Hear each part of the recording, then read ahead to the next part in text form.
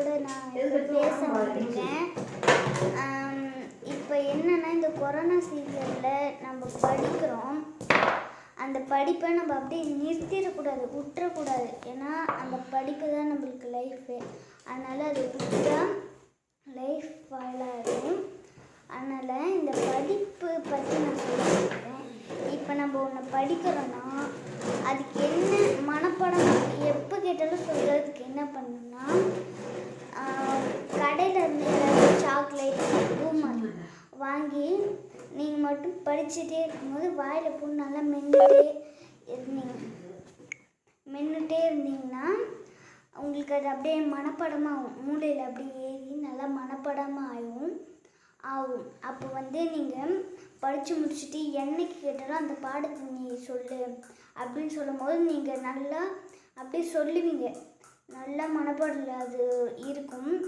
அப்போ நீங்கள் சொல்லுவீங்க நல்லா தென்னந்தெளிவாக, பரவாயில்லையே இவங்க ரொம்ப சூப்பராக படிக்கிறாங்க அப்படின்னு மற்றவங்க பார்த்து பெருமையாக பேசுவாங்க. இந்த ஐடியாவை மட்டும் நீங்கள் விட்டுறீங்க. இதை விட்டால் தான் நல்லா மேலே மேலே நான் அது சொல்லறதில்ல, பெரியவங்களுக்கு பெருமை. நீங்கள் படிக்க அடுத்த ஸ்டேஜுக்கு போயிட்டே இருந்தீங்கன்னா அது பெரியவங்களுக்கு தான் பெருமை, அடுத்தவங்களுக்கு பெருமை. இப்போ உங்கள் வீட்டில் சொந்தக்காரங்க வர்றாங்கன்னா அவங்களும் கேட்பாங்க, பரவாயில்லையே நல்லா படிக்கிறாங்கன்னு சொன்னால் உங்கள் அம்மா அப்பாவுக்கு தான் ரொம்ப பெருமை. அதனால் அப்பா அம்மாவுக்கு தான் பெருமை. என்ன சொன்னான்னு தெரியல. சிறிய இடைவெளிக்கு பிறகு தொடர்கிறது.